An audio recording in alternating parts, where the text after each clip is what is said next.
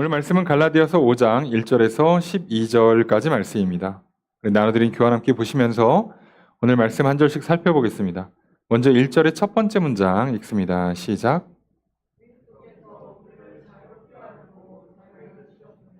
자, 문장의 주어서로가 어떻게 될까요? 그리스도께서 주셨다. 뭐를? 자유를 주셨다.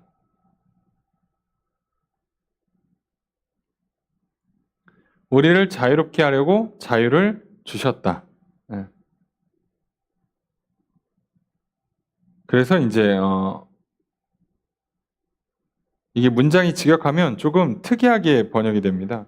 완전히 생으로 직역을 하면 그리스도께서 우리를 자유에게 자유롭게 하셨다. 이렇게 번역이 돼요. 근데 이제 이거는 너무 그냥 단어를 문자적으로 번역한 거고, 이거를 조금 이제 문법에 따라서 그 헬라어 어법에 따라 조금 부드럽게 번역하면 그나마 제일 이제 잘 번역된 게 NIV 성경 버전입니다. 그게 이제 이렇게 번역돼 있어요.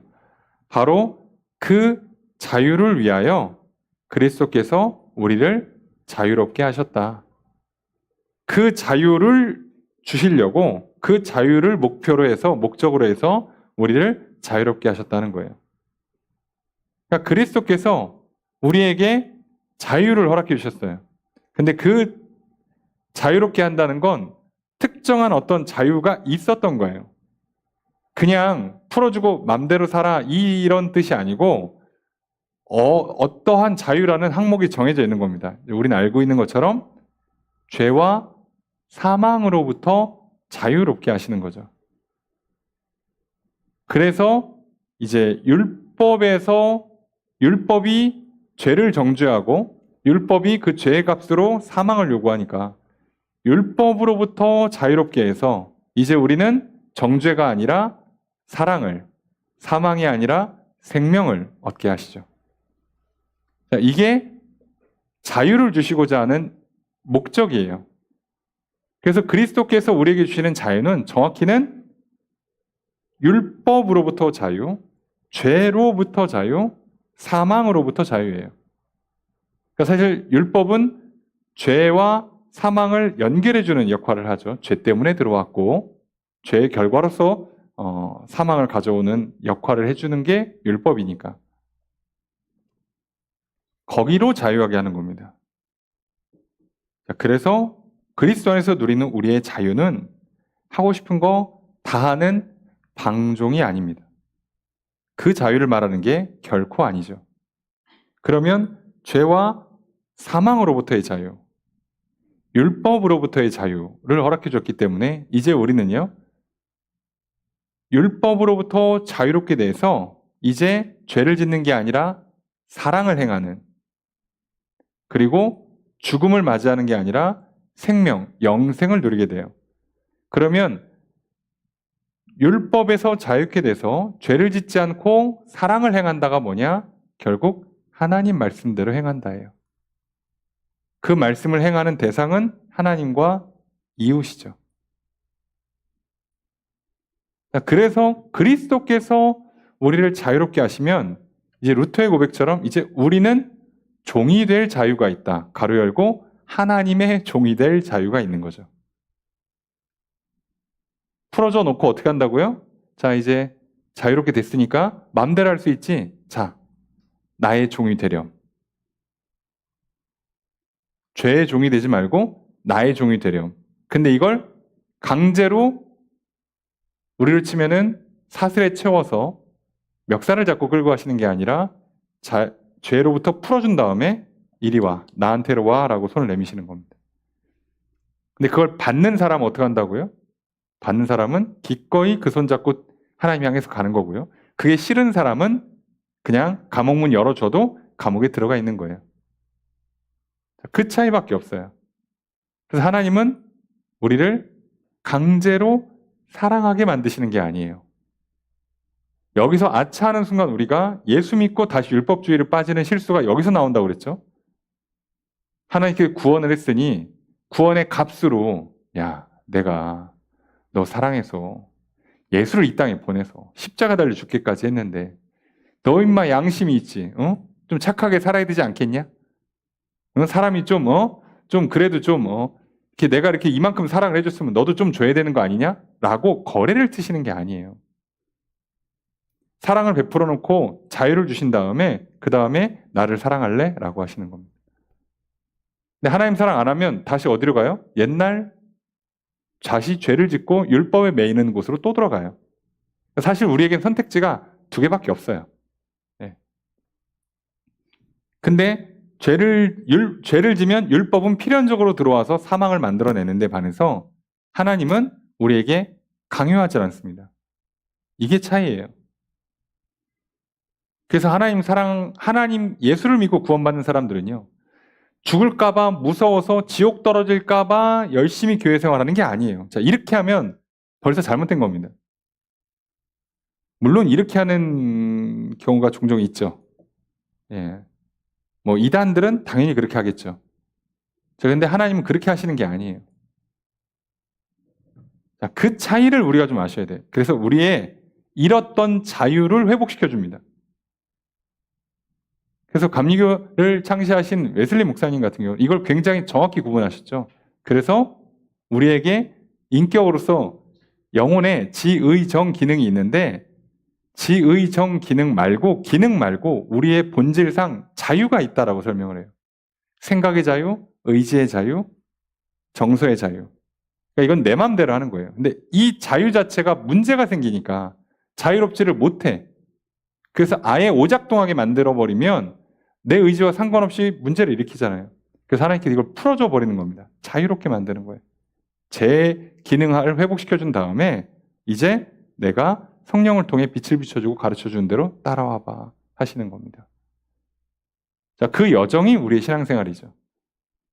그래서 사실 이게 굉장히 중요한 표현이에요. 이 자유를 가지고 이제 뒤에 보면 뭘 한다고요? 사랑한다고요. 그래서 우리가 예수를 믿음으로 우리는 율법으로부터 죄와 사망으로부터 자유하게 되고 성령을 힘입어서 의롭게 되는 영원한 생명을 그날을 기대하고 소망하고 그러면서 하나님 사랑, 이웃을 사랑하면서 살게 돼요. 그러니까 우리가 예수를 믿었다면 그리고 그 믿음으로 말미암아 하나님과 화목하게 되었다면 우리의 믿음은 뭐로서 표현되고 뭐로서 증명되냐면 사랑으로서 표현되고 사랑으로서 증명이 됩니다. 그래서 내가 오늘 정말 믿음을 잃지 않았고 하나님과 믿음의 관계가 잘 맺어져 있다를 뭘로 확인할 수 있냐? 예배 잘 드린다? 봉사 많이 한다? 또 물론 확인할 수 있는 거지만 행동으로 보기는 조금 어려워요.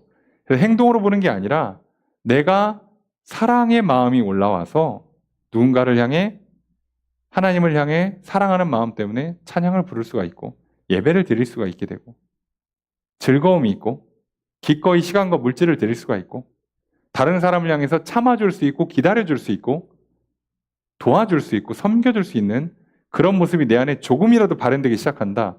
자, 그게 내 믿음의 표현이면서 내 믿음의 증명이 되는 겁니다. 그래서 믿음이 사랑으로 역사를 안 하면 자, 이제 무슨 표현이에요? 죽은 믿음이 돼요. 야고보서에서 야고보 사도가 얘기한 것처럼 나는 행함으로 내 믿음을 증명하겠다라고 할 때 행함은 율법이 아닙니다. 사랑입니다. 그래서 이거를 오해하면 율법이 되는 건데 오해 안 하면 사랑을 한다는 뜻이구나 라고 이해하시면 돼요. 이게 오늘 본문에 사실 제일 중요한 문구고 핵심이죠. 그럼 바울은 이제 그 복음과 율법을 비교하면서 이제 이걸 설명하는 거예요. 자유롭게 했으니까 이거 뺏기면 안 돼. 그리고 제대로 사랑하면서 이제 그 믿음으로 사는 거야. 그러면 뭐 이제 율법에 자유롭게 됐으니까 막 사냐? 그러면 이제 방종이냐? 율법 폐기냐? 무용론이냐? 이렇게 가는 게 아니고요. 이제부터 어떻게 사랑을 제대로 행하면서 진짜 거룩하고 의로운 삶을 살아가는가를 이제 설명하겠죠. 그게 이제 5장 6장이에요. 자유를 주셨다는 얘기로부터 이제 시작하고요. 그래서 1절의 두 번째 문장 읽습니다. 시작.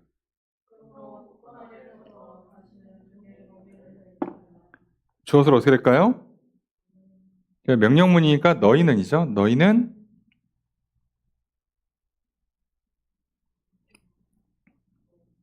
네, 서 있어라. 그리고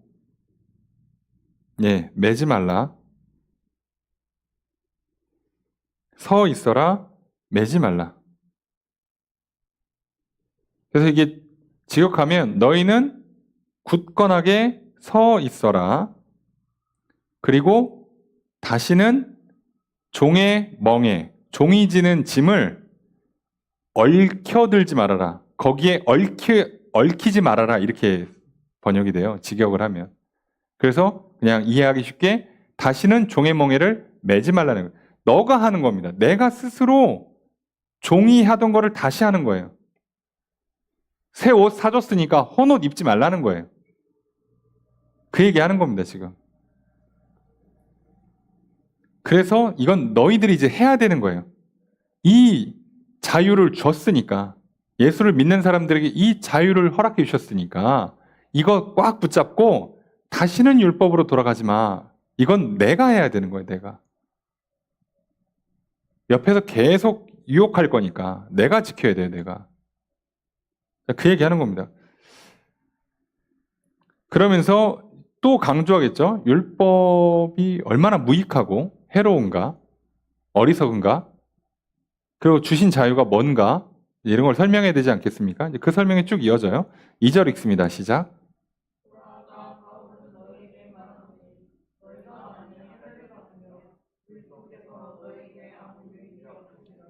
주어서로 어떻게 될까요? 나 바울은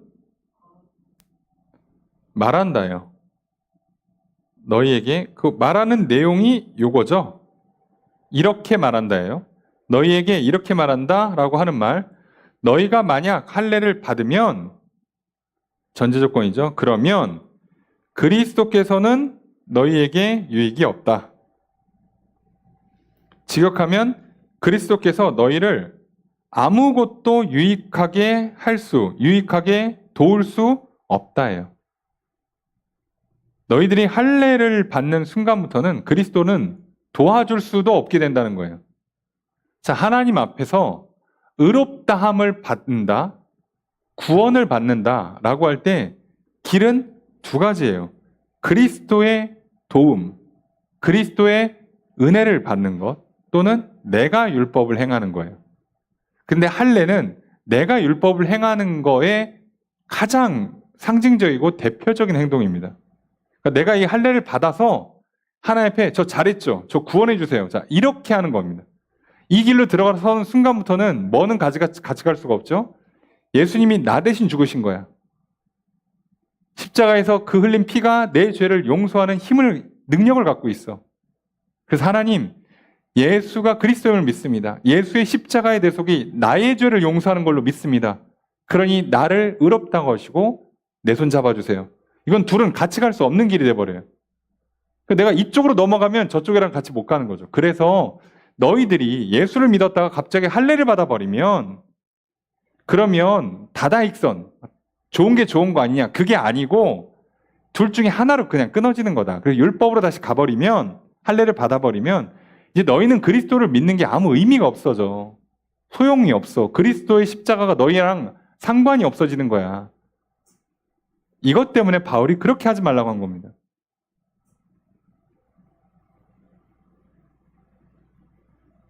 왜 우리도 어떤 일을 하다 보면요, 특히나 이제 치료받을 때요, 약 같은 거요, 특히나 이제 항생제 같은 거, 몸 안에 있는 그런 나쁜 세균들을 잡아서 죽여야 되는데 이게 생물이다 보니까 죽일 때 완전히 죽여서 소위 씨를 말려놔야 돼요. 근데 약을 한 3일쯤 먹다가 귀찮네, 열도 좀 떨어지고 괜찮은 것 같아, 그러고 안 먹기 시작하면 얘가 반쯤 죽었다가 다시 살아나요. 자, 그러면 아무 효과가 없어요.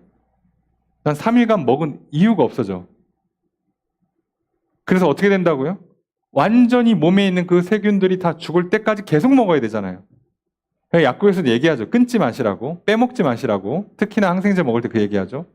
그리고 약 준 거 다 먹었는데도 증상이 다 안 났은 것 같으면 꼭 와서 다시 한번 더 받으라고 그 얘기해요. 자, 그럼 마찬가지예요. 중간에 끊으면 안 돼요. 이런 건 없는 겁니다. 자, 그렇게 중간에 끊어버려? 예수 믿다가 중간에 갑자기 율법으로 넘어가? 그러면 여태까지 예수 믿은 게 아무 소용이 없어져요. 그럼 내가 A라는 사람이랑 친하게 지내려고 엄청 공들여서 맨날 밥 사고 뭐 사고 뭐 이제 조만간 뭐 저기 사업 하나 따내. 막 계약서 쓰기 막 한 이틀 전, 3일 전이야. 그런데 계약서 쓰기로 한 하루 전쯤에, 이틀 전쯤에 내가 B라는 사람 만나가지고 계약서를 썼어. 써버리는 순간 A랑 그동안 했던 모든 건 다 물거품이에요. 아무 소용이 없습니다. 하나만 하죠.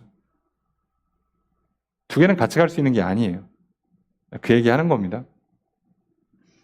그러면서 할례가 무서운 건 설명하고 있죠. 또 3절 읽습니다. 시작.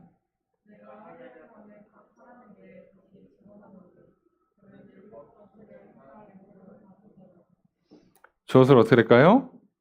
내가 증언한다. 저 증언하는 내용이 요거죠. 내가 할례를 받는 사람들에게 다시 한번 증언, 단언을 하겠다. 확실히 말하겠다. 뭐라고 확실히 얘기하냐? 그는 할례를 받은 사람이에요. 그는 할례를 받은 사람은 율법 전체를 행할 의무를 갖고 있다. 이 얘기입니다. 그래서 직역을 하면 그는, 할례 받은 그는 모든 율법을 행할 의무를 가지고 있는 채무자가 된다예요. 채무자이다. 채무자가 된다. 그러니까 할례 하나로 끝나는 게 아니에요. 내가 할례를 했어. 자, 이제 행동으로 의롭게 되기를 원해. 그럼 이제 오늘 밤 주님 오시면 괜찮은데 내일 오셔요. 그럼 이제 내일 또 뭐 해야 돼? 내일 해야 될 일을 완수해야 돼요. 근데 주님이 내일도 안 오시고 주말 되니까 갑자기 절기가 찾아오네. 절기를 잘 지켜야 돼요. 절기가 끝났는데도 안 와? 그럼 또 다음 절기도 잘 지켜야 돼요. 이 중에 하나라도 문제가 생기면 의롭다함을 얻지 못합니다. 구원받지를 못해요.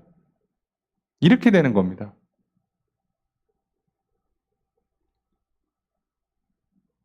한 번 이 길로 들어서면 계속 해야 된다고, 계속.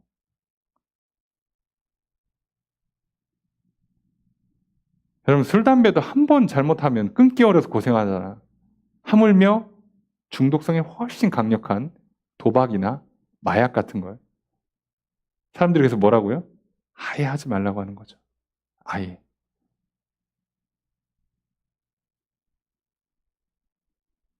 그만큼 어려워요, 그만큼. 물론 진짜 끊을 수 있습니다. 끊는 경우 있죠. 근데 그만큼 어렵기 때문에 하지 말라는 거잖아. 우리가 뭐 간단하게 장난치고 뭐 해봐야 뭐 끽해봐야 뭐 좀 뭐 긁히고 뭐 옷 좀 찢어지고 끝나는 정도의 일이면 한번 해봐. 아유 저거 뭐 고집 있네 말해봐야 듣지도 않네. 한번 해봐. 이렇게 하지. 근데 한 번이라도 했다가 큰일 나는 것들은 절대 하라고 하면 안 되잖아요. 그런 거예요. 자, 이거는 한 번 들어가면 이제 계속 해야 돼요. 바울은 어이가 없는 거죠. 왜 이걸 다시 시작하지? 심지어 바울이 똑바로 가르쳐 줬는데도 잊어요. 그리고 지금 와서 저들이 설득하는 거에 넘어가요. 왜요? 저들은 뭐라는 강력한 무기가 있죠? 행동이라는 눈에 보이는 어떤 말과 행위와 결과물이라는 강력한 무기를 갖고 있어요. 이게 무서운 거예요. 예수 그리스도를 믿는 믿음은 눈에 보입니까? 여러분 예수님 눈에 보이십니까? 이게 문제잖아 우리한테는. 근데 이걸 또 반대로 보면 눈에 보이면 뭘 또 믿어. 사실이지. 그렇잖아요. 아니, 내가 오늘 와가지고 그렇게 뭐 식사권 하나 주면서 야, 내가 너한테 밥 사준다고 했지? 자, 이거 받아서 가서 먹어. 이제 나 믿냐? 뭘 믿어요? 고마워. 끝나는 거지. 믿는 게 아니에요. 그죠? 언제 믿어요? 야, 내가 내일 너 밥 사줄게. 약속 비워놔. 그래서 이 사람이 약속을 비우고 점심도 굶고 기다리고 있어. 이게 믿는 거죠. 왜요? 내일 아직 안 왔잖아. 안 보이잖아, 내일은. 그때 그 약속을 믿기 때문에 그 사람이 하는 명령, 내일 몇 시까지 어디로 만나자? 라는 그 명령을 지키는 거잖아요. 믿으니까. 근데 문제는 믿음이 갖고 있는 가장 큰, 우리로 치면 약점? 우리가 믿기 때문에 무조건 부딪혀야 되는 거 절대 눈에 안 보이고 손에 안 잡힙니다. 근데 이 율법주의자들은 할례를 탁 행하면서 봐라. 이거 아브라함 때부터 온 거야. 야, 이거 하면 돼. 얼마나 있어 보여. 그럴듯하죠. 뭔가 이렇게 막 자신이 생기죠. 증표가 있어. 내 몸에다 새겼어. 칼로 막 잘라가지고 탁 이렇게 흉터가 남았어. 그런 것 같아.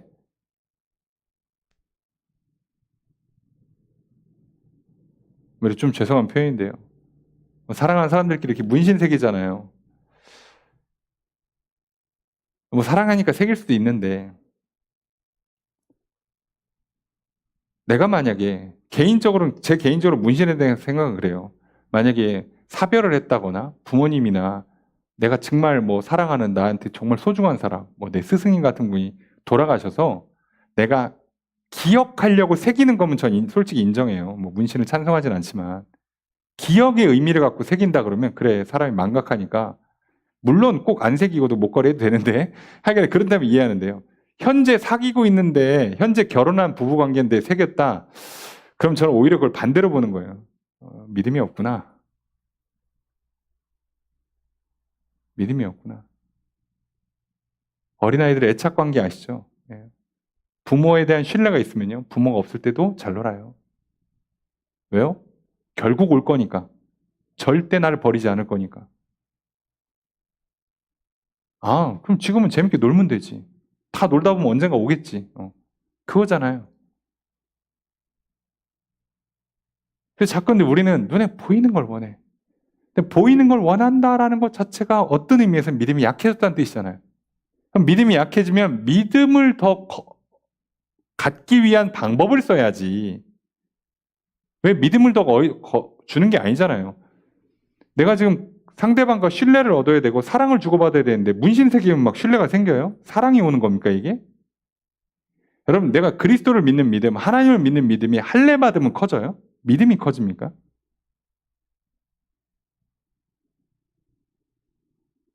결혼하신 분들 한번 생각해 보세요. 결혼 반지를 끼면 막 사랑이 커지고 빼면 막 사랑이 막 식고 막 그럽니까? 이거 막 무조건 껴야 돼? 이거 딱 빼는 순간 막 사랑이 확 떨어져. 안 되겠다. 반지를 좀 껴야 될 것 같아. 이럽니까, 여러분? 그렇게 껴요, 반지를? 효력이 있어? 그거 반지 뒤에다 막 이름 써놓고 딱 끼면 막 갑자기 막 사랑이 확 샘솟고 막 그럽니까? 어림도 없잖아요. 되긴 뭐가 돼. 그러니까 문제는 그거예요. 그러니까 이게 오히려 반증이 될 수 있어요, 잘못하면. 내가 믿음이 지금 떨어지고 있고 사랑이 식었다는 반증이잖아요. 뭔가 눈에 보이는 걸 요구한다.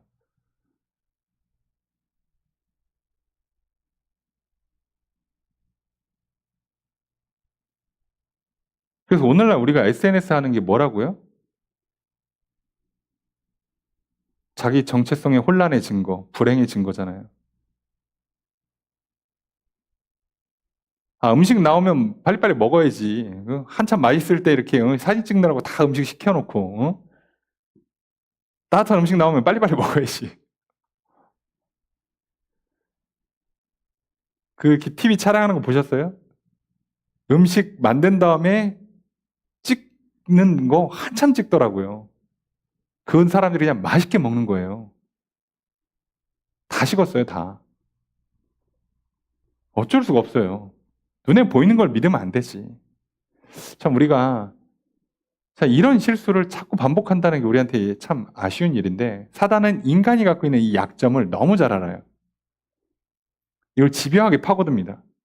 우리는 그래서 사단이 이렇게 집요하게 파고들기 때문에 이 믿느냐 안 믿느냐의 문제는 싸움이 된다고. 전쟁이 되는 거라고, 이거는. 서로 대화를 해보고 토론을 하는 수준이 아니고요. 전쟁으로 가는 거라고요. 그래서 이거 영적 전쟁이라고 부르잖아요. 여러분, 영적 전쟁이 뭐겠어요? 내 영혼의 믿음을 뺏어가고 사랑을 쉽게 만드는 싸움이에요. 그 싸움을 싸우는 거라고. 뭐 설마 영적 전쟁이 뭐 갑자기 뭐 나를 미워하는 친구가 내 성경책 훔쳐가는 겁니까? 그 잃어버리면 막 믿음이 식어요? 아무 상관없잖아요. 사이 사면 돼. 좀 마음은 아쉽지만 아무 영향을 주지 않아요. 여러분, 그걸로. 영적 전쟁은 우리의 믿음을 깎는 거고 사랑을 쉽게 만드는 거예요. 그리고 강력한 무기는 눈에 보이고 손에 잡히는 걸 주는 겁니다. 근데 이거 한 번 잡으면 이제부터 계속 잡아야 돼요. 제가 몇 번 설명드렸죠. 선수들 징크스가 생겨서 뭘 하나씩 하기 시작하면 얼마나 한다고요? 심한 분들은 1, 2분 뭐 동작 한두 개가 아니라 동작이 20개, 30개씩 되고 시간이 10분, 20분, 30분씩 하고 그래 자연스럽게 어떤 의미에서 사람이 불안하기 때문에 더 성실하고요. 더 잠 안 자고요. 더 일중독으로 가는 거예요. 못 믿어. 잘 수가 없어. 우리는 주일에 봤죠. 죽음을 앞둔 베드로는 옷 잘 개놓고 편안히 주무셨어요. 네. 베드로가 게을렀습니까? 네. 베드로가 나태합니까? 베드로가 방종하는 생활했어요? 아니요. 그거랑 아무 상관없습니다. 자, 이걸 우리가 좀 기억할 필요가 있는 거죠. 바울도 계속 설명하는 거예요. 그래서 4절 읽습니다. 시작.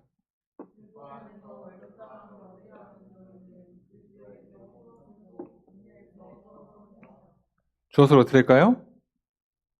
그죠? 너희는인데 너희는에 대한 설명을 길게 한 것뿐이죠. 너희는 뭐다? 끊어졌다, 떨어진 사람이다. 떨어진 사람이다예요. 그냥 떨어진 사람이다로 되는 겁니다. 동사가 두 개가 붙어요.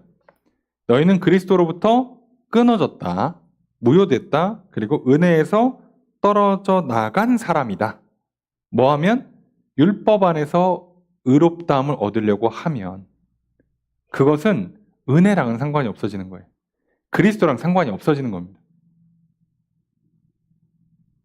여러분, 율법으로 될 거면 그리스도가 왜 필요했겠어요? 그죠? 아예 오실 이유가 없다고 그랬잖아요. 율법은 이미 모세 이후로 쭉 있었던 거잖아요. 이게 문제가 없었다면 완성할 이유도 없었죠. 근데 처음부터 하나님께 주실 때 애시당초 뭐라고요? 메시아가 올 거라고. 구원자가 왜 오냐고. 우리가 스스로 구원을 완성을 못 시킨다는 뜻이 되는 거잖아요.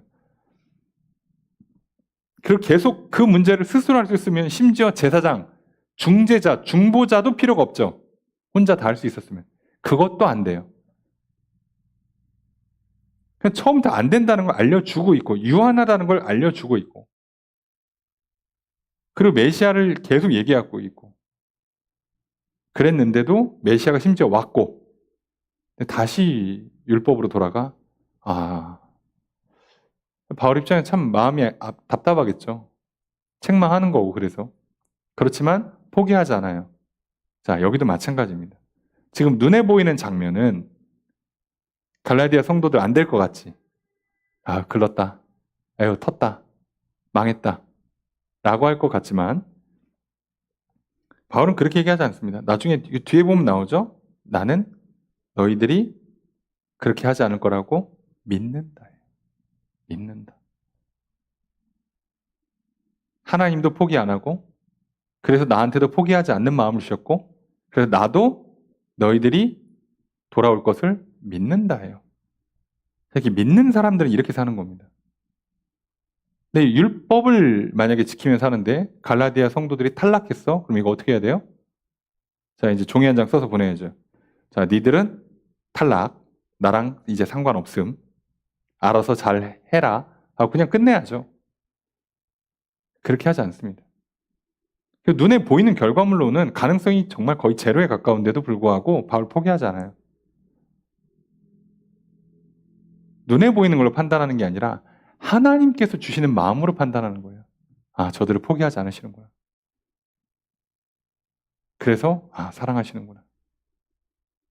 자, 이렇게 보는 거예요. 이렇게. 보는 개념이 달라요. 네. 여러분, 오늘 내가 눈 떴어요? 나를 하나님 사랑하시는 겁니다. 눈 떴어요? 오늘 나는 살아가야 될 이유가 있는 겁니다. 나 같은 건 살아서 뭐하나. 아유, 이번 생은 망했어. 난 루저요. 실패자요. 라고 하는 게 눈에 보이는 결과물로는 그렇게 판단 내릴 수 있을지 모르지만 여러분이 하나님을 믿으신다면 오늘 나를 창조했고 나를 살려줬고 오늘 내게 생명을 주고 있다. 나는 살아야 될 이유가 있는 사람인 거예요. 하나님 나를 사랑하시는 거고 그 믿음 안에서 오늘 또 하루를 사는 겁니다. 이렇게 살면요. 게을르지도 않을 뿐더러 하루를 사는 동안에 후회도 안 생겨요. 남들이 볼 때는 평범 이하의 삶일 수도 있어요. 정말 열정적으로 성실하게 산지 못한 삶일 수도 있어요. 그러나 하나님 앞에서는 그렇지 않을 수 있습니다. 잘했다. 오늘은 조금 천천히 하라고 했지? 잘했어. 오늘은 좀 쉬라고 했지? 잘 쉬었어. 오늘은 내가 달리라고 그랬지? 오늘 열심히 정말 숨 돌릴 틈 없이 바쁘게 살았네? 잘했어. 기준이 완전히 바뀌는 겁니다. 자, 그거예요. 5절 말씀 있습니다. 시작. 주엇을 어찌할까요? 우리가 기다린다요.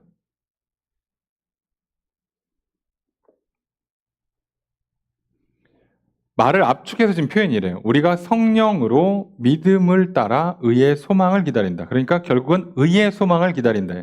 의의 소망을 압축하니까 의와 소망이 이렇게 소유격으로 붙지만 이거는 소유격으로 붙여서 의로운 소망, 소망의 의로움 이런 식으로 해석하는 게 아니고요. 이거 그냥 압축하려고 이렇게 단어를 표현한 겁니다. 그래서 의롭다함을 받는다는 소망, 의롭게 될 거라는 소망. 그래서 마지막 날 의롭게 된다는 얘기죠. 그러니까 마지막에 최후의 진짜 의롭다고 판정이 떨어지는 순간에는 뭐가 되는 거예요? 천국 가는 거잖아요. 그러니까 이 소망을 갖는다는 거지. 근데 뭐를 통해서? 믿음으로 말미암아서. 근데 이거 그냥 혼자 하지 않아요? 성령으로. 성령으로. 자, 그러니까 성령으로 말미암아 믿음을 계속해서 유지하면서 결국은 마지막 날에 최후의 심판 때 의롭다라고 인정받으면서 영생에 들어갈, 하나님 나라에 들어갈 그 소망을 갖고 우리는 계속 기다린다. 뭐를? 하나님 나라를. 천국을. 우린 이렇게 산다는 거예요. 근데 이거 말고 다른 길은 뭐예요? 자기의 힘으로 율법을 따라 완벽하게 율법을 준수함으로 천국을, 구원을 기대한다. 이렇게 되는 거예요. 문장이 완전히 바뀌어요. 둘은 다른 문장이에요. 다른 문장 아예. 자, 그래서 그거 설명하는 겁니다. 자, 그래서 6절이라는 결론이 나오죠. 6절 읽습니다. 시작.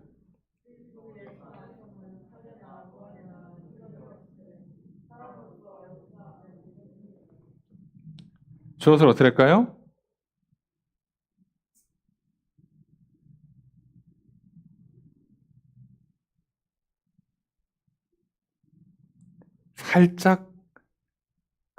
살짝 어려운 문장인 것처럼 보이지만 여러분 잘 보세요. 우선 주어 찾기가 좀 어려우시면 서술어를 봐야죠. 예, 효력 없다가 서술어죠. 효력 없다. 효력 없다. 효력이 없다는 건 뭐예요? 자,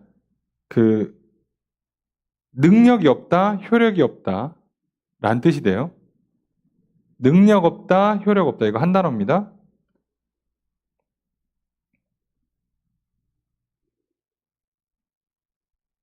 자, 효력이 없다, 효력이 없다, 효력 없음.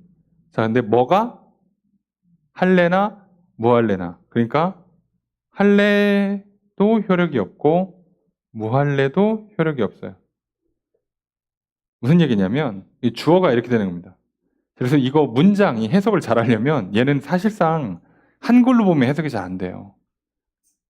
그래서 원문에 보면 그리스도 안에서 할례는 어떠한 효력이 없고 무할례도 없고예요.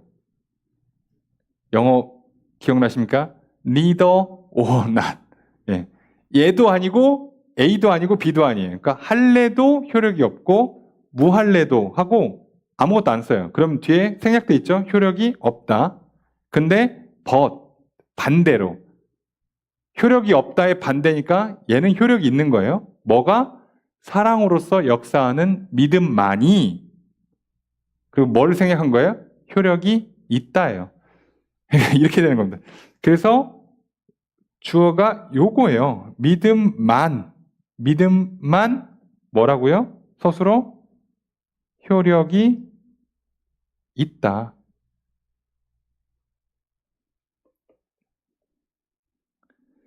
그리스도 예수 안에서는 사랑으로서 역사한다. 사랑으로서 행한다. 영어 성경에는 사랑으로서 표현된다라고도 번역을 하거든요. 맞는 표현이에요. 사랑으로서 표현되고 사랑으로서 행동되어지는, 움직여지는 그 믿음만이 하나님 앞에 효력이 있어. 이 효력은 뭘 만드는 효력? 의롭다함을 얻게 만드는 효력을 갖고 있는 거예요. 그런 힘을 갖고 있는 건 사랑으로서 나타나지는, 사랑으로서 움직여지는 믿음. 근데 뭘 믿었더니? 예수가 그리스도라고 믿었더니 뭐가 된다고요? 그 믿음으로 말미암아 하나님과 화목하게 되고 그 화목함 때문에 뭐가 된다고요? 화목함 때문에 하나님 사랑을 받고 나도 사랑하고 나도 사랑의 존재가 됐으니까 이제 나도 이웃을 사랑하고 사랑받고 자 이렇게 살아가는 것으로서만 뭐 어떤 효력이 나온다고요? 아 너는 믿었구나. 믿음이 이렇게 표현되고 증명되었구나. 너는 의로워. 너는 네가 소망하고 있는 하늘나라에서의 영원한 삶, 그 유업, 아브라함 후손에게 주겠다는 바로 그 유업을 너는 받을 효력이 있어. 라고 하는 거예요. 그래서 사랑으로서 역사하는 믿음이 굉장히 바울에게도 중요한 개념이고요. 신약성경을 관통하는 개념이기도 해요. 아까도 말씀드렸죠. 야고보서에 있는 것처럼 행함으로써 증명되는 믿음이잖아요. 나는 행함으로 내 믿음을 증명할게. 너희는 뭘로 믿음을 증명해 볼래? 라고 하죠. 야고보 사도가. 행함이 없는 건 죽은 믿음입니다. 근데 여기서 행함은 뭐예요? 율법을 지키는 게 아니라니까요. 사랑하는 겁니다. 사랑. 근데 문제는 사랑을 행동으로 옮기는데 사랑이라는 건 정확히 말하면 특정 행동이 사랑이다 이렇게 정의 내리진 않아요. 고린도전서 13장에도 사랑을 정의 내릴 때 특정 행동 양식을 쓰지 않잖아요. 오래 참는다, 온유하다 이런 식으로 표현하잖아요. 사랑은 사실 상태의 표현이거든요. 그 상태가 어떻게 나타나요? 누군가를 기다려주는 거, 화를 내지 않는 거, 자랑하지 않는 거, 기도해 주는 거, 감사를 표하는 것 등으로 표현이 되는 거죠. 사랑은 사실 상태죠. 그러니까 믿음으로 말미암아 하나님과 화목해지고 그 하나님과의 화목함 때문에 하나님께서 이제 손 내밀면서 내가 넌 내 자녀 맞아. 내가 너 구원했다. 너 용서받았어. 내가 널 사랑해. 내가 너 성령 부어줄게. 자, 이걸 통해서 우리 영혼의 상태가 변해요. 그래서 사랑이 채워지기 시작하면서 내가 그 사랑이 표현되어져요. 행동으로 옮겨지기 시작합니다. 그러면 이 사람한테는 뭐가 확인돼요? 이제 믿음이 확인되기 시작해요. 믿음의 증거물이 나오기 시작하는 겁니다. 영혼의 사랑이라는 방식으로. 그래서 이 정도면 끝난 거죠. 예, 확증이 되는 거죠. 아, 너는 천국 확정. 자, 이렇게 만드는 겁니다. 그래서 우리가 뭐 친구가 됐든 배우자가 됐든 뭐 연인이 됐든 가족이 됐든 누가 됐든 인간관계에서요. 신뢰를 갖고 있다? 그러면요. 사랑의 말과 행동이 안 나올 수가 없어요. 그러면 지금 내가 배우자나 친구나 뭐 하여간 동료나 누가 됐든 간에 내 생각과 말과 행동이 사랑의 표현으로 안 나온다. 사랑의 행동으로서 나오지 않고 있다. 지금 내가 하고 있는 생각이나 말이나 행동이 누가 봐도 미워하는 거야. 누가 봐도 싫어하는 거야. 자, 그럼 뭐가 문제가 있는 거야? 나는 지금 저 사람 사이에 믿음에, 신뢰에 문제가 있는 거예요. 뭐라고 생각하는 거죠? 쟤는 나랑 안 맞아. 쟤는 틀렸어. 쟤는 잘 안 될 거야. 쟤는 나를 미워할 거야. 쟤는 나를 뭐 결국은 떠나겠지. 쟤는 나 배신하겠지. 자, 이 믿음이 없는 거예요, 애시당초. 그래서 우리는 뭐부터, 관계를 시작할 때 뭐부터 쌓는 거라고요? 믿음을 쌓아가는 거라고요, 신뢰를. 이게 안 되면요, 그 어떤 관계도 안 됩니다. 그래서 가정의 문제는요, 결국 여기서 생기는 거잖아요. 부부 간에, 부모 자녀 간에 결국 여기서 문제가 생기는 거예요. 성격 문제일 것 같습니까? 경제적인 능력의 문제일까요? 아니에요, 여러분. 가난한 집은 다 서로 맨날 싸운답니까? 부자들은 맨날 화목하게 막 웃으면서 막 서로 사랑한다고 부둥켜 안고 산답니까? 안 그렇잖아요. 그거 아무 상관이 없어요, 사실. 좀 그냥 사는 동안에 좀 불편할 뿐이에요. 좀 풍족할 뿐이고. 그거는 상관이 없다고. 결국 관계에서는 신뢰를 기반으로 해야만 사랑이 제대로 주고받아져요. 근데 신뢰가 없는데 사랑을 주잖아요? 사기입니다. 거짓말하는 거예요. 뭐를 감추려고? 신뢰를 포장하기 위해서. 자, 그러니까 우린 진짜 어려운 게요. 집에 딱 들어갔는데요. 꽃다발에는 케이크를 딱 들고 들어갔어요. 가족을 향한 사랑이 얼마나 클까요? 확인이 안 됩니다, 여러분. 그걸로 확인이 안 됩니다. 지금 밖에서 바람 피고 와서 지금 미안해서 하는 건지, 어디 저기 그 사진 올리고 저기 이미지 평판 만들려고 하는 건지, 아니면 진짜 마음이 너무 기뻐서 아이고 가는 길에 도저히 오늘은 그냥 못 지나치겠다. 오늘따라 저 케이크 왜 이렇게 또 이렇게 사주고 싶은 마음이야. 하필이면 또 오늘 또 보너스를 한 5만 원 받았어. 기분도 좋아. 그래서 사가는 거야. 이건 완전히 차원이 다르거든요. 근데 우리는 행동만 보고 확인이 안 돼요. 서로 신뢰가 있는데 갑자기 집에 누가 가족이 들어오면서 집에 있는 가족들을 향해서 오는 길에 니들 좋아할 것 같고 이것도 맛있는 것 같고 주고 싶은 마음이 너무 커서 사왔어. 그랬더니 그걸 받으면서 나를 얼마나 사랑하나 너무 좋다. 자, 이렇게 하면 된 거예요. 그래서 아무것도 안 사와도 상관없고요. 사와도 상관없고요. 아무 상관이 없어집니다. 그거예요. 자, 이거를 지금 바울은 얘기하고 있는데 이 사람들은 뭐라고요? 자, 할례 받았으니까 사랑한 거지 뭐. 믿는 거지. 잘한 거지. 천국 갈 거야. 이러고 있는 거예요. 이게 잔인한 말이잖아요. 내가 결혼했으니까 그 사랑한 거지 뭐. 내가 지금 집에 들어왔으니까 사랑하는 거지 뭐. 야, 봐봐. 내가 지금 이거 그 케이크 사왔으니까 사랑한 거지. 툭 던지면서 먹어. 자, 이러면 과연 될까요? 그런 관계가? 된 겁니까, 그러면? 야, 내가 오늘 문자 아침, 점심, 저녁으로 3번 보냈잖아. 이러면 사랑한 거지. 이렇게 하는 게 어딨어요? 그렇게 행동 양식으로 교정할 수가 없는 거라고. 그죠? 신뢰를 쌓아가면서 사랑을 주고 받는 거예요. 그리고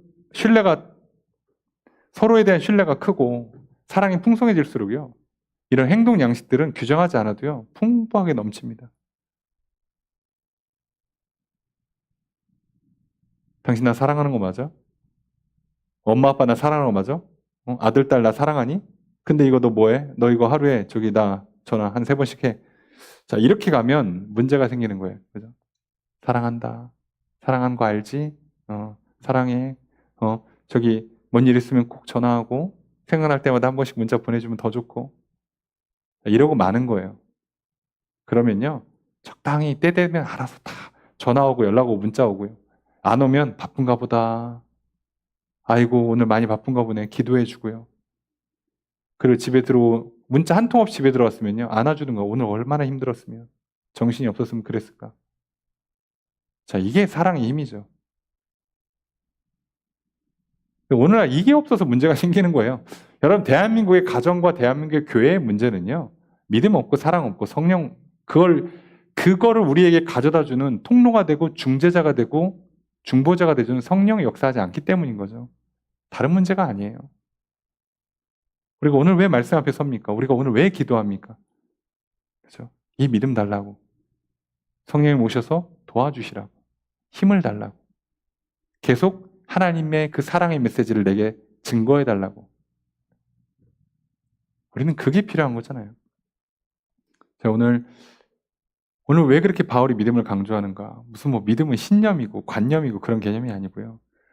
예수로 그리스도를 믿는 믿음으로만 우리가 하나님과 화목해질 수 있고 그 화목해지는 그 관계 안에서 우리는 제대로 사랑을 나눌 수가 있게 돼요. 그리고 그 사랑이 곧 거룩이 되기도 하고요. 하나님은 곧 사랑이시기도 하고요. 하나님께서는 우리가 그렇게 살길 원하십니다. 율법에 매여서 한시도 긴장을 풀지 못한 채 살아가는 그런 인생이 아니라 사랑 가운데 기쁨으로 즐거이 헌신하는 삶. 더 주고 싶어서 더 할 게 없나라는 그런 생각을 갖는 삶 살기를 원하세요. 그리고 하나님도 그렇게 우리에게 하고 계시고요. 오늘 우리가 이런 그리스도 안에서 사랑으로 역사하는 믿음으로 말미암아 여러분들 늘 의롭다함을 누리시고 영원한 하늘나라를 소망하시고 영생을 받아 누릴 것을 믿고 살아가시고요. 이 땅에서 이미 그걸 맛보시는 삶. 그래서 사랑한 관계, 신뢰의 관계들 누리시고요. 생명의 잇대서 오늘도 생명의 풍성함을 누리며 살아가시기를 주의 이름으로 축복합니다. 자, 이 삶을 살라고 하는 거예요. 그런데 누가 와서 중간에 방해했죠? 7절 읽습니다. 시작.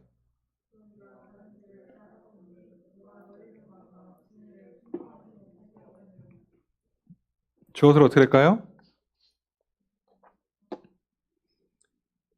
근데 이게 약간 그 문장을 붙였습니다. 굳이 끊으면 끊는데 주어는 너희가 잘했다, 훌륭히 했다. 그런데 누가죠, 누가? 누가 못하게 하냐? 잘하고 있는데 그걸 누가 막았냐? 이렇게 물어봐요. 수사적인 기법이죠. 말하는 방법이죠. 뻔히 답은 알고 있지만 니들이 한번 대답해 보라는 거예요. 니네 잘하고 있었는데 잘 생각해봐. 니네 이거 하고 있었지 그동안. 근데 왜 갑자기 할례 받으려고 그래? 왜 그러는 거야? 누가 시킨 거야? 한번 생각해봐. 근데 누가 너희를 막아 진리를 순종하기 못하게 하냐? 누가 회방했고 누가 순종하지 못하게 하는가? 그러면서 얘기하죠. 8절 읽습니다. 시작. 주어를 어떻게 할까요? 그 권면은 그죠. 난 것이 아니다. 여기 태생이 아니에요. 어디에게서? 너희를 부르신 이에게서. 하나님으로부터 난 게 아니에요. 여러분 만약에 율법 그대로 갔잖아요. 그러면 무슨 일이 있어요? 이방인들한테는 복음이 가지 않습니다. 갈 일이 없어요. 애시당초 가지도 않아요. 어떻게 이방에게 율법이라는 구약 성경 자체가 어떻게 이방인들한테까지 갈 수 있었냐고. 그리고 지금 사도행전 보고 있지 않습니까? 어떻게 가냐고. 이거 쉽지 않았어요. 이 과정도. 성령님이 역사하면서 막 놀라운 일들을 행하면서 풀어가면서 막 뭐 스데반부터 시작해서 스데반, 바나바, 사울, 그죠? 바울, 그리고 베드로, 막 베드로 고넬료의 만남 이런 것들을 막 엮어가서 풀어내지 않았으면요. 절대 하나님 말씀 성경이 이방에게 가지를 않아요. 갈 수가 없습니다. 근데 그렇게 보냈어요. 근데 그 복음의 핵심이 뭐였어? 여기서 말하는 메시아가 예수 그리스도다예요. 그래서 이 율법을 사실 못 지킨다. 근데 율법의 정신은 십계명을 비롯한 이건데 이거 우리가 못 지키는데 우리가 율법에서 오히려 자유롭게 되면 사랑으로 믿음으로 사랑으로 충만하게 되고 성령의 도움을 받으면 이거 한다. 심지어 강제로 협박하지 않아도 불안과 공포를 조성하지 않아도 내가 기쁨으로 한다. 이게 복음이었어요. 그리고 용서받고 천국 간다. 이게 복음이었는데 그걸 갖다 줬더니 조금 있다 갑자기 예수는 어디다 홀랑 다 갖다 버리고 갑자기 율법을 지켜. 그 시작이 되는 할례부터 받으려고 그래. 야, 이건 하나님이 한 게 아니야. 하나님 너희들한테 복음을 주지. 근데 왜 갑자기 율법으로 돌아가지? 이거 누가 있네? 그럼 이거 왜 할까 그들이? 사람은요, 이득이 없으면 절대 하지 않습니다. 누군가의 이득을 위해서 하겠죠. 최소한 하나님의 이득은 아니에요. 여러분이 교회의 가르침을 분별하는 거 굉장히 쉽다고 말씀드렸죠. 교회의 가르침대로 하면 누가 이득인가? 이렇게만 생각해 보세요. 여러분, 하나님께서 예수를 이 땅에 보내시면 누가 이득이에요? 하나님이 무슨 이득을 얻죠? 내 독생자를 십자가에 달려 죽게 하면 뭐가 그렇게 이득이신가요? 하나님 입장에서 손해를 감수한 겁니다. 그거 포기하고 뭘 얻은 거예요? 나를 얻은 거예요, 나를. 내가 그만큼의 가치가 있어요. 예수 그리스도를 포기할 만큼의 가치가 있나? 그 정도입니까, 내가? 네, 하나님 그렇게 했단 말이에요. 계산기 두드려 보세요. 이거 하나님께서 예수를 이 땅에 보내시는 건요, 하나님 이득이 아니에요. 계산상으로는 하나님 이득이 아니라고. 교회의 가르침들이요, 또는 어떤 행사나 이런 것들이요, 과연 성도를 위하는 삶일까요? 이거 그래서 여러분 교회 분별하는 게 쉽지 않아요. 근데 뭐 나중에 교회 속았네, 요즘 뭐 거짓 가르침이 난무하고 목사님 그럴 줄 몰랐네. 모르긴 뭘 몰라요. 여러분, 사람은 이득이 없으면 움직이지 않습니다. 내가 그걸 원했잖아. 저 멀리서 떨어져 보면 이단들 이해가 안 되죠. 왜 저러지 싶죠. 예. 근데 그 사람들 왜 할까요? 심지어 나보다 학벌도 좋아, 돈도 많어. 왜 그럴까요? 자기 딴에는 이득이 있어요. 내가 이 땅에 살면서 진짜를 믿지 못했기 때문에 생기는 필연적인 그 불신, 그 불신의 영역 때문에 오는 늘 그 불안과 늘 걱정, 근심과 두려움 앞에 이걸 채우기 위한 강박, 그걸 만족시켜주는 우상 숭배, 어떤 특정 행동 양식, 그게 뭐가 돼요? 율법이 되고, 그게 이단이 되고, 그게 어떤 특정 사상이 되고, 그러는 거예요. 아니라고. 절대 그럴 리가 없다고요. 여러분, 바울이요, 성도들이 좀 분위기 안 좋다 그러면 어떻게 했어요? 성도들이 이해를 못할 것 같다 그러면 어떡합니까? 오해할까봐 자기가 희생했어요. 그래서 성도들 오해할까봐 고린도에서는 살해도 안 받았잖아요. 근데 그걸 알고 심지어 뭐 다른 갈라디아 이런 데서 그 데살로니가 뭐 이런 데에서 선교비 보내줬잖아요. 거꾸로. 아니, 오해하고 이상할 것 같으면 헌금을 더 내라고 얘기를 안 하고 아예 어떻게 해요? 자기가 그냥 돈 벌러 가요.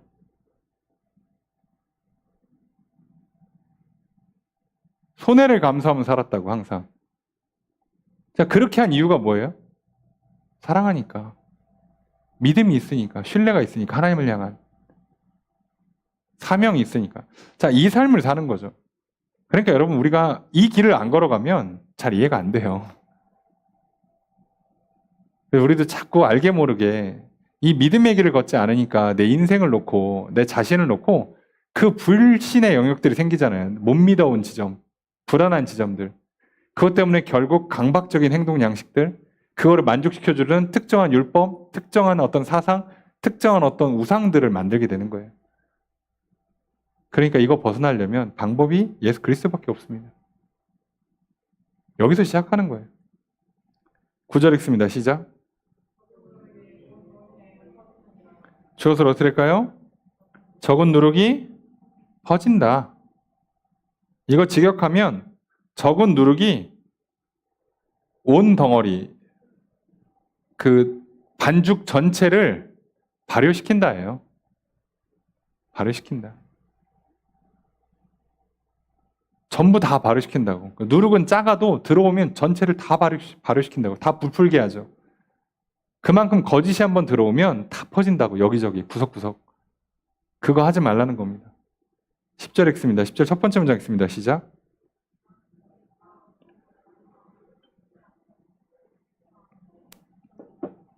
저것을 어떨까요? 나는 확신한다.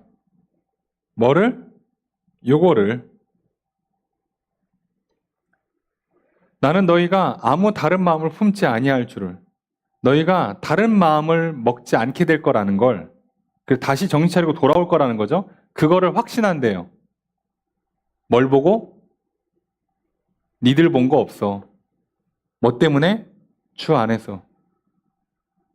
이미 갈라디아에 보내서 복음 전하게 하셨고 교회가 세워졌고 이렇게 흔들린다는 소식을 들었을 때 바울이 기도하면서 또 편지를 써서 보내고, 하나님께서 구원할 마음이 없었으면 처음부터 갈라디아의 교회를 세우지도 않았지. 쉽게 얘기하면. 저들 좀 흔들린다고 포기할 뿐이 아니지. 그래서 주 안에서 확신을 갖는 거예요. 하나님께서 그럴 거라고 믿기 때문에 자기도 그럴 거라고 믿고 따르는 거고요. 그러니까 저들이 하는 모습은 되게 실망스러운데 그들을 향한 사랑이 식질 않아요. 그러니까 여기다 애정을 가지고 편지를 써서 보내는 겁니다. 애정을 가지고. 근데 우리는요, 상대방이 조금만 실망스러운 모습 보여봐. 뭐만 하면 삐지고 상처받았네. 화를 주체를 못하고 네가 나한테 그럴 수 있어? 자, 이제 이거 시전하는 거죠. 분명히 상대방이 잘못할 수 있어요. 그죠? 사람인데 의도를 갖지 않고도 심지어 그죠? 그게 실수죠. 또는 의도를 갖고 대놓고 죄를 지을 수도 있어요. 그럴 수 있지. 사람인데 나는 안 그래? 근데 뭐라고 해요? 우리는 상대방을 향해서 당신이 나한테 어떻게 그럴 수가 있냐고. 그 얘기를 왜 할까요? 진짜 너무 큰 죄라서? 너무 큰 죄라서? 아니요. 그럼 대부분 그 집에서 뭐라고요? 양말 벗는 거.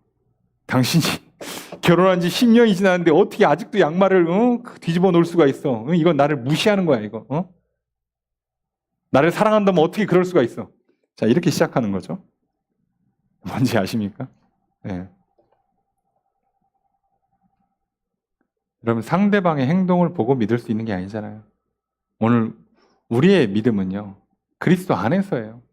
아, 하나님께서 저를 창세전에 이미 나의 배우자로 정하셨고 나의 가족 공동체로, 나의 신앙 공동체 교회로 모이게 하셨으니 내가 부족할지라도 또 저가 부족할지라도 우리 서로 하나 되라 하시는구나. 어떻게든 사랑하자. 근데 점점점 이렇게 화가 치밀어 오르는 거 보니까 내 안에 사랑이 없구나. 그럼 내가 회개를 해야지. 저 사람 잘못했다고 할 게 아니고. 그렇지 않습니까? 잘못한 건 맞아요. 잘했다는 게 아니라 잘못했는데 회개는 내가 하나님 앞에서 해야 된다고. 그래서 여러분, 하나님 앞에 잘잘못 얘기하는 거 아니라고 했잖아요. 가해자 피해자 얘기하는 거 아니라고 말씀드린 이유가 그거예요. 왜요? 믿지 않는 게 죄요? 사랑하지 않는 게 죄거든. 이미 말과 행동으로 죄를 짓는 건 게임 끝난 거예요. 이건 무조건 벌이 떨어질 겁니다. 혼날 겁니다. 훈련이라도 받아야 될 거야. 재시험 봐야 되고요. 혼나야 되고, 심하면 매도 맞고요. 안 심하면 눈치 주고 시험 다시 보라고. 너 나가서 이거 공부하고 와서 다시 시험 봐. 너 나가서 운동 한 바퀴 뛰고 와서 다시 시험 봐. 이렇게 훈련이라도 시켜요. 절대 그냥 안 넘어가실 겁니다. 근데 문제는 말과 행동으로 지으면 이렇게 아예 명확하게 그 벌이나 훈련이 떨어지는데, 그거 말고 애시당초 하나님 입장에서는요, 믿지 않는 게 죄라고 그랬잖아요. 요한복음에 써있죠. 믿지 않는 게 죄라고. 사랑하지 않는 게 죄라고요. 우리는 그래서 상대방을 고치는 게 아니라고 그랬어요. 이 관계 안에 하나님 들어오셔야 되는구나. 그럼 내가 상대방을 위해서 해줄 수 있는 게 뭐가 최고예요? 기도해주고 말씀 들려주는 게 최고라고. 더 이상 해줄 수 있는 게 없어요. 양말을 뒤집어 벗지 마세요가 아니고요. 하나님 당신을 사랑하세요. 하나님께서 우리를 만세전부터 계획하시고 창조하시고 우리를 부부로 만나게 하셨어. 하나님께서 우리 서로 사랑합시다. 만세전부터 하나님께서 우리를 한 교회 성도로 모이게 하셨어. 우리 서로 사랑합시다. 자꾸 예배 시간에 졸고 그러지 말고, 저기 예배 시간 왔다 갔다 하지 말고, 늦게 와서 자꾸 신경 쓰게 하지 말고, 그 옷 그렇게 입어서 좀 이렇게 눈살 찌푸리게 하지 말고, 좀 깔끔하게 좀 하고 오고, 그 얘기는 굳이 안 하셔도 돼요.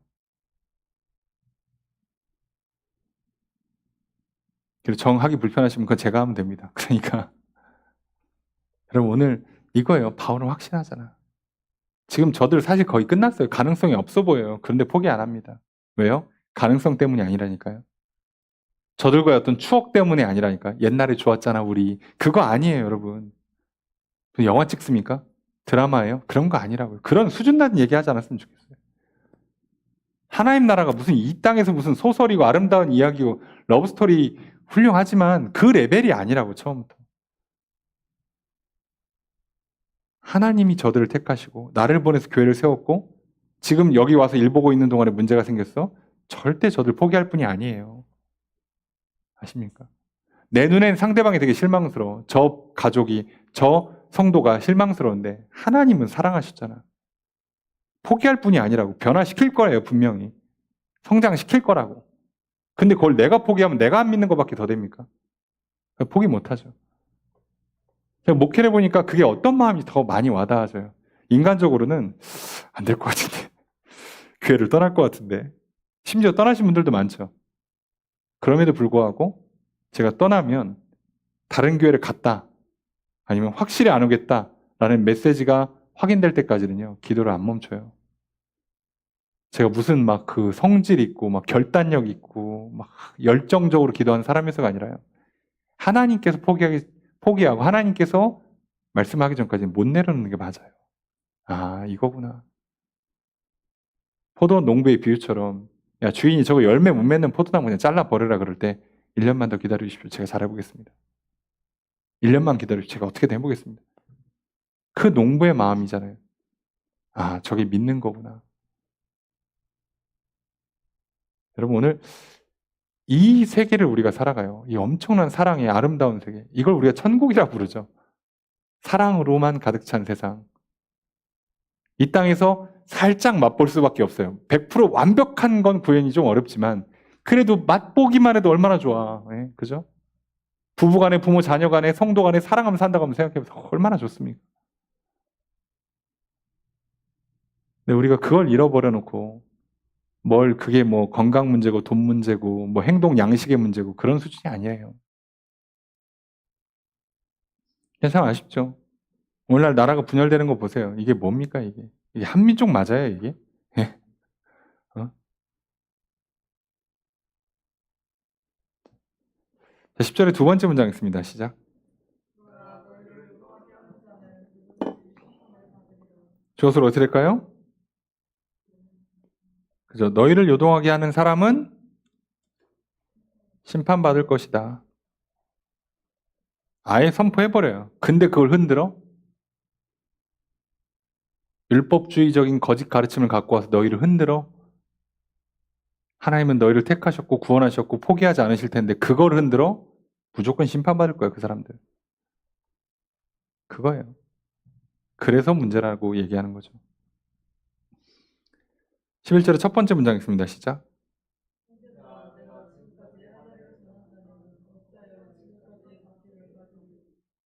주어서 어떻게 할까요?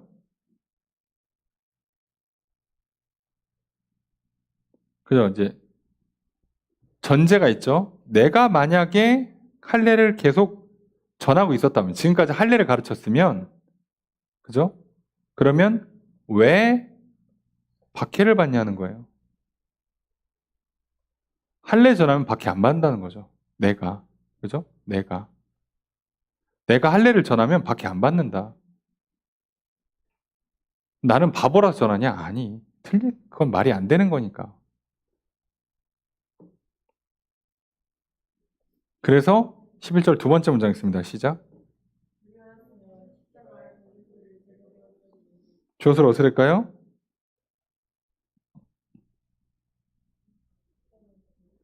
그죠? 십자가의 걸림돌이 제거된다.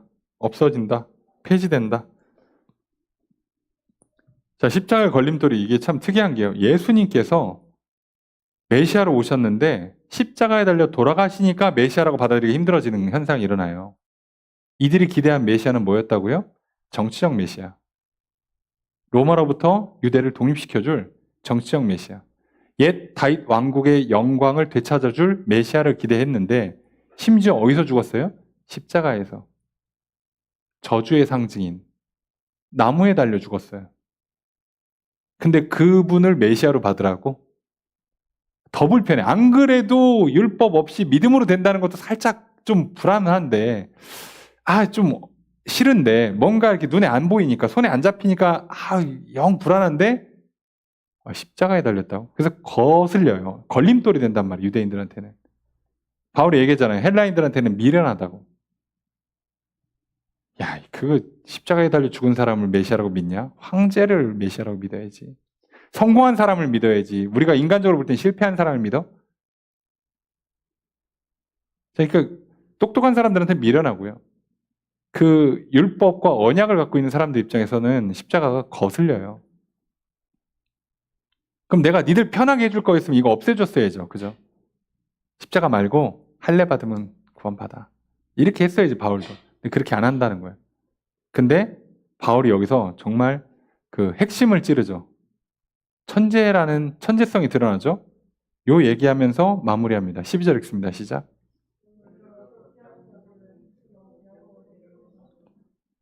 요거 앞에 요동한다. 너희를 요동케 하는 자들이라고 돼 있잖아요. 10절에. 그죠? 똑같은 단어인데 왜 여기는 어지럽다고 해요? 같은 단어인데. 자, 주어져. 그 원한다라는 독특한 이제 뭐 청유의 표현을 쓰는데, 너희를 어지럽게 하는 자들은 뭐뭐 하기를 원한다라고 얘기해서 그렇지, 그냥 사실은 뭐 해라죠? 뭐 해라? 베어버려라. 이거 무슨 뜻일까요? 베어버린다 뭐예요? 잘라낸다. 뭘 잘라요, 갑자기? 아이들 다 자니까. 네. 자, 이거 무슨 뜻이냐면, 지금 바로 앞에까지 뭐 얘기하고 있어요? 할례 얘기하고 있죠. 할례는 사실 뭘 잘라내는 거예요? 남자의 성기의 표피의 끝부분을 잘라내는 거예요. 그죠? 그럼 여기서 그럴 거면 스스로 다 잘라라 라고 얘기하고 있어요. 그럼 뭘 자르라는 거예요? 성기의 끝부분 말고 통으로 다 자르라는 얘기예요. 그럼 이거 뭐죠? 내가 고자라니. 자, 이거잖아요. 거세하는 겁니다. 근데 이거 왜 할까요? 당대에 진짜로 있었다고 합니다. 진짜로. 당대에 종교적인 열정을 보여주려고 내 성욕을 죽이기 위해서 스스로 거세하는 사람들. 무슨 얘기예요? 성적으로 타락을 안 하려고 셀프로 거세를 해서 스스로 고자가 되는 겁니다. 그런 사람들이 있었어요. 그 당시 철학자들 중에는. 야, 그렇게 율법을 지켜서 의롭다함을 얻을 거면 아예 싹 다 제거하지 왜. 자, 이거 무슨 얘기랑 비슷해요? 우리 제사랑 들어가면 똑같죠. 아니, 제사를 드릴 건데 왜 4대조 조상까지만 드려? 할 거면 한 7대조, 할 거면 한 12대조까지 해야지. 아이, 섭섭하게, 시조 되시는 분 섭섭하게. 뼈대 있는 가문은 한 조상님 몇 대까지 올라가. 어디까지 가야 되는 거예요, 도대체? 하여간에 거기까지 가. 하여간에 족보 뒤져가지고. 한 20대, 30대 조상까지 다 드려. 생일을 챙겨가면서. 할 거면 똑바로 해야지. 제사드리는 시간 보세요. 이거 밥 먹고 가면 체하지. 그 속도에 먹으면. 천천히 드시게 좀, 오라고 하고. 그리고 오손도손 앉아가지고 얘기도 좀 하고 그러지. 뭘 그렇게 왔다가 바로 가시라고 그래.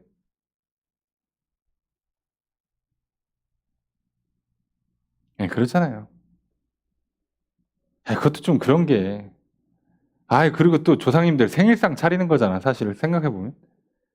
그 날짜 맞추는 것도. 생일상 차리는 건데 왜 12시에 먹여? 저기 밤에 드시면 안 좋아. 그럼 이렇게 딱 이렇게 아침 식사나 저녁 식사 이렇게 거하게 드려야지. 왜 12시에 이렇게 야심한 밤에 하고 그래? 불편하시게.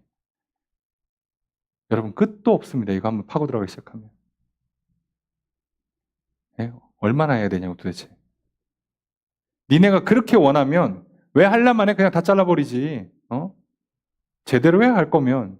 이런 식으로 접근하면 끝도 없다니까요. 끝도. 네? 되게 무서운 얘기잖아요. 율법주의 갖고 있는 그 치명타를 바울이 그냥 그대로 때리는 겁니다. 니는 지금 함정에 빠진 거야. 이거 한 번 시작하면 끝나.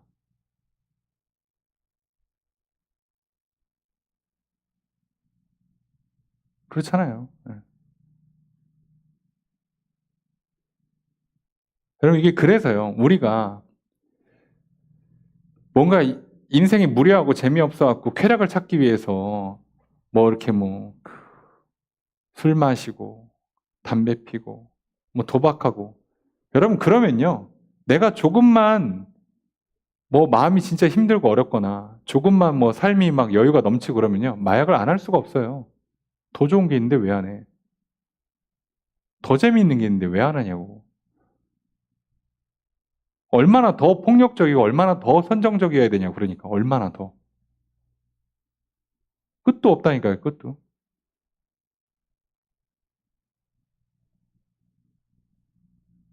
아니 음식이 도대체 얼마나 더 매워져야 되는 거야? 얼마나 더 달아져야 되는 거냐고.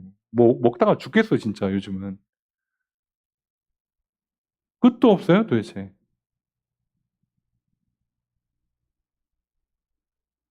그러니까 우리가 지금 뭔가 지금 이 함정에 들어왔잖아요.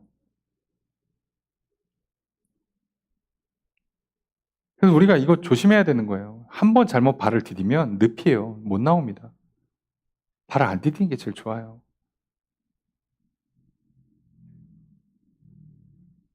그래서 이게 적정선이라는 게 있어 항상 뭐든지 그죠? 자 그걸 잘 보셔야 됩니다. 그 적정선을 지킬 수 있는 힘과 지혜와 능력을 주시는 성령의 충만을 받아 살아가실 주님을 축복합니다. 믿음 안에서 여러분 자유를 얻으시고요. 하나님과 화목하시고요. 사랑의 풍성함으로 살아가실 주님을 축복합니다. 그 외에 다른 길로 가시면 인생 골치 아파지기 시작할 겁니다. 결국 그 채워지지 못하는 그 불안과 그 두려움을 결국 우리는 먹는 즐거움으로, 노는 즐거움으로, 또 그걸 채울 수 있다는 헛된 믿음을 가지고 우상을 만들거나 어떤 사상에 빠지거나 이단에 빠지거나 하는 거예요. 이 길 벗어나는 길은 아주 간단합니다. 하나님 나를 사랑하셔서 나를 이 땅에 창조하셨고 죄악된 세상에서 스스로 구원을 이룰 수 없는 우리를 불쌍히 여기셔서 예수를 그리스도로 보내주셨습니다. 예수가 십자가에 달려 죽으심으로 내 죄를 대신 지셨어요. 나의 죄는 이미 십자가에서 용서받았으니 예수의 십자가의 보혈을 의지해서 예수의 이름을 불러서 하나님 앞에 서시면 됩니다. 이것만이 길입니다. 문제가 있어요? 어려우십니까? 두려우십니까? 외롭고 힘들고 괴로우십니까? 예수의 십자가의 보혈을 의지하시고 예수의 이름을 부르셔서 하나님 앞으로 나아가십시오. 이걸 계속 하시는 거예요. 계속. 여기에 살 길이 있습니다. 여기에 자꾸 다른 거 얹지 마세요. 기도 몇 분 더 한다. 앞자리 나온다. 뭐 동작을 어떻게 한다. 옷을 어떻게 입는다. 성경을 몇 구절 외워야 된다. 이런 거 하지 마시고 이것만 하세요. 이것만 제대로 하십시오. 그러면 됩니다. 오늘 예수를 그리스도로 믿는 믿음으로 말미암아 율법의 이 어리석음과 이 율법의 무익함과 이 율법의 이런 해악들에 빠지지 않길 바라고요. 예수를 그리스도로 믿음으로 말미암아 참된 자유와 사랑으로서 역사하는 믿음으로 살아가시기를 그걸 도우시는 성령의 충만함과 의롭게 되는 그날 영원 하늘나라에서 사는 영생을 소망하며 살아가시기를 주님을 축복합니다. 말씀을 좀 정해 보겠습니다. 바울은 갈라디아 3장 4장에서 율법과 복음의 차이를 대조하여 이신칭의의 복음만이 진리임을 변증하였습니다. 5장에서 바울은 복음의 진리를 따라 율법에서 자유롭게 되었으니 그리스도 안에서 누리는 자유를 지킬 것을 권면합니다. 예수 그리스도께서 우리의 죄를 십자가에서 대속하였습니다. 그리스도께서 믿는 자에게 율법으로부터의 자유를 주셨습니다. 율법이 가져오는 정죄와 사망으로부터 자유롭게 된 우리는 이제 사랑과 생명을 누리며 살아가게 됩니다. 자유롭기에 스스로 기쁨으로 하나님과 이웃을 사랑하며 살아갈 수 있습니다. 그렇게 성도들은 다시는 종의 멍에를 매지 말아야 합니다. 그런데도 갈라디아 성도들은 율법주의자들의 거짓에 속아 그 믿음이 요동하였습니다. 할례를 받는 것을 시작으로 율법을 행함으로 구원을 받으려 했습니다. 구원을 얻기 위해 믿음 외에 할례가 필요하다고 생각한다면 그것은 그리스도의 십자가 대속을 믿지 않는 것입니다. 그렇게 예수를 그리스도로 믿는 믿음으로 말미암는 구속에서 떨어져 나가게 됩니다. 바울은 만일 너희가 하나님 앞에서 의롭게 되기 위해서 할례를 받으면 그리스도로부터 얻을 수 있는 모든 유익을 잃게 될 것이라고 말합니다. 바울이 갈라디아 성도들에게 그리스도께서 주신 자유를 굳게 지키라고 권면하는 것을 오늘 나에게 주시는 말씀으로 들읍시다. 예수 그리스도께서 나의 죄를 대속하시기 위해 십자가에 달려 죽으셨습니다. 이제 나는 예수의 십자가 공로를 의지하여 믿음으로 하나님 앞에 나아가면 됩니다. 그러니 예수 그리스도를 믿음으로 하나님 앞에 나아가 의롭다함을 얻읍시다. 구원을 받읍시다. 율법을 행하여 죄 용서와 영생을 얻을 수 없습니다. 오직 예수를 그리스도로 믿기만 하십시오. 말씀을 읽으며 믿음을 구하십시오. 기도하며 믿음을 구하십시오. 예수를 그리스도로 고백하며 믿음을 보이십시오. 그리스도께서 주시는 참된 자유를 누리시게 될 것입니다. 자유롭게 사랑을 행하며 영생을 누리며 살아가시길 바랍니다. 바울은 율법주의자들의 핵심 주장인 할례를 경고합니다. 할례를 받으려는 시도가 성도에게 얼마나 큰 해악을 끼치는지 설명합니다. 할례를 받는 것은 율법을 행함으로 의롭다함을 얻으려는 시도이기에 그리스도의 십자가 사역이 성도들에게 아무 유익을 주지 못하게 됩니다. 할례를 받고 율법을 행함으로 의롭다함을 얻었다고 믿게 되면 앞으로 율법 전체를 행해야만 하는 의무가 지워지게 됩니다. 그렇게 율법을 행함으로 의로워지려는 시도는 그리스도에게서 멀어지게 만듭니다. 바울은 이들을 향해 할례가 그렇게 유익하다면 전부를 제거하여 종교적 열심을 보이라고 말하면 할례의 무익함과 해악을 풍자합니다. 성도는 믿음으로 말미암아 성령의 도움을 받아 의롭게 될 것을 소망하며 살아갑니다. 성도의 믿음은 사랑으로 표현됩니다. 바울은 이 진리를 전파하고 지켰기에 핍박을 받았습니다. 오늘 우리도 믿음으로 말미암아 참된 소망과 사랑으로 살아가는 은혜를 누립시다. 믿지 못해서 발생하는 불안과 근심 때문에 믿을 만한 것을 찾느라 더욱 율법에 매여서 종노릇하며 살아가는 어리석은 인생이 되지 맙시다. 오직 믿음으로 말미암아 죄와 사망에서 자유하여 마음껏 사랑하며 생명을 누리며 살아갑시다. 하나님 나라에서 영원한 생명을 유업을 받게 될 것이기에 이 땅에서 제대로 생명을 누리며 살아갈 수 있습니다. 나의 믿음을 하나님 사랑, 이웃 사랑으로 표현합시다. 나의 믿음을 말과 행동으로 나타냅시다. 하나님과 믿음의 관계를 맺고 사랑을 나누는 은혜로운 인생이 되시기를 바랍니다. 이렇게 살아가신 저 여러분 되시기를 주의 이름으로 축복합니다.